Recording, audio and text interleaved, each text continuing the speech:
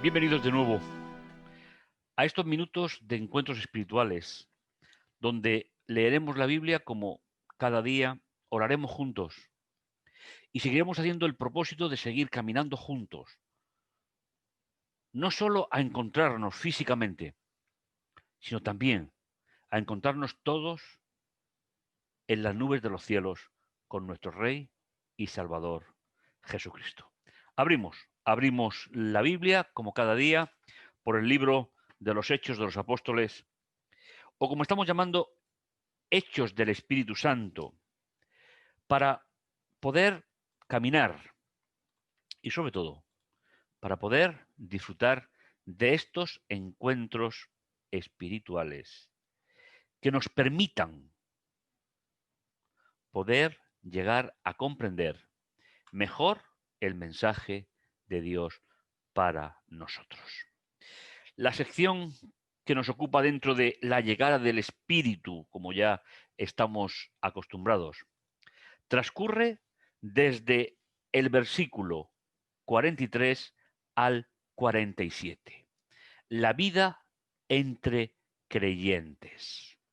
Antes de entrar a leer estos versículos, me gustaría recordar con vosotros la idea de que vivir con Jesús, vivir bajo la protección de Dios en un mundo como el que vivimos, significa que nuestra vida se transforma según nuestra relación personal con Jesús. Y eso fue lo que le pasó a los que estaban en el Pentecostés, a esos 3000 que dejamos ayer en el programa, que se convirtieron en un solo día, no por la predicación de Pedro. Pedro era un simple instrumento en la mano de Dios, sino porque sus corazones estaban preparadas para recibir el mensaje de parte del Espíritu Santo. Igual ocurre hoy. A veces nos lamentamos de que no hay personas que aceptan el Evangelio. Y tenemos la tendencia a decir, bueno, es que es una mala época, es que es un momento complicado. ¿Sabéis? Yo creo que el problema está en que no sabemos transmitir con toda la claridad que nuestro mensaje no es algo nuestro, sino que viene de parte del Espíritu. Por eso te invito en el día de hoy a que reflexionemos sobre cómo vivieron todas aquellas personas que se encontraron con el mensaje del Espíritu a través de los discípulos y cómo pudieron ofrecer un estilo de vida diferente al que estaban acostumbrados. Y se apoderó de todos el asombro a la vista de los muchos prodigios y señales a través de los apóstoles. Los apóstoles eran instrumentos en las manos de Dios. Ninguna obra poderosa, ninguna obra que pueda hacer el ser humano vendrá por sus propios medios. El Espíritu es el autor y el consumador de cualquier obra que sobrepasa las limitaciones del ser humano. Y es una obra que solamente viene de parte de Dios. Y las personas se quedaban asombradas, se quedaban maravilladas porque los discípulos estaban reproduciendo lo que Jesús había hecho durante 3 años y medio.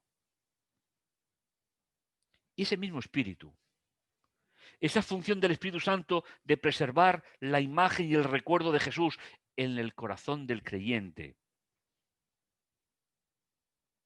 sigue siendo una realidad en tu vida y en la mía. Solo tienes que decirle cada mañana, cada tarde: Señor, heme aquí, utilízame para compartir con otros el mensaje de salvación.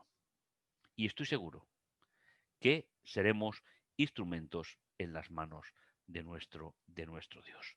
Así que muchos se sorprendieron, se asombraron a la vista de los muchos prodigios y señales a través o por medio de los apóstoles. Se convirtieron en un exponente clásico, en un exponente poderoso del plan de Dios para la vida. Y llegamos al centro, una sección amplia, pero realmente que nos describe la forma en la cual vivían, sentían. ¿Sabéis? El Evangelio es una persona, es Jesús. No es una idea, no es una filosofía. Jesús es el camino, la verdad y la vida, y el único puente hacia el Padre. Pero la relación con Él produce en nosotros, y estoy convencido que es tu experiencia, como pueda ser la mía, produce en nosotros una actitud como la que se describe en estos versículos. Y todos los que creían, es decir, aquel grupo de personas que a través del mensaje del Espíritu, el derramamiento sobre ellos, la traducción de los idiomas, creían, vivían unidos, teniendo sus bienes en común, vendían sus posesiones y haciendas y las distribuían entre todos, según la necesidad de cada uno de ellos. Día por día, todos acordes acudían con regularidad al templo. ¿Sabéis? Esta es una idea que desapareció muy pronto, prácticamente al final del primer siglo ya no existía. Los apóstoles, los discípulos de Jesús, al aceptar a Jesús, no tuvieron que rechazar ni renunciar a su ciudadanía como judíos. Y el templo era el lugar donde durante 1500 años Dios había perdonado los pecados de su pueblo. Pero ahora Jesús resucitado desde el cielo, pero el templo seguía siendo un lugar donde se congregaban judíos, judíos piadosos, como explicábamos en programas anteriores, que son los que gentiles que se convirtieron al judaísmo, y era un campo abonado para predicar el Evangelio. Y ahí los tenemos, tal y como el texto nos es narrado por Lucas. Día por día, todos acordes, sin perder su definición, sin perder su carácter, pero unidos en propósito, que finalmente es el objetivo fundamental de una comunidad religiosa. Acudían de forma continua al templo, comían en las casas, comían juntos y tomaban su alimento con alegría y sencillez de corazón. Qué transformación tan impresionante la que tuvieron. Y esa transformación sigue estando a nuestra disposición. ¿Cuánto me gustaría que como iglesia, que como conjunto de creyentes, pudiésemos disfrutar juntos de un proyecto de salvación para otros? No estar encerrados en nuestro círculo, sino proyectarnos hacia los demás, porque es finalmente el proyecto de Dios para el hombre. Y finalmente, alabando a Dios en medio del general favor del pueblo. una vida transformada. A veces hablamos de nuestra naturaleza y cuando nos volvemos a equivocar, decimos, no merece la pena, sigo siendo igual. Pedro siguió siendo Pedro. Después se incorporó Pablo, que siguió siendo Pablo. Los apóstoles igual. Les unía el propósito. Y una comunidad religiosa como la nuestra, sin propósito, no tiene ningún recorrido.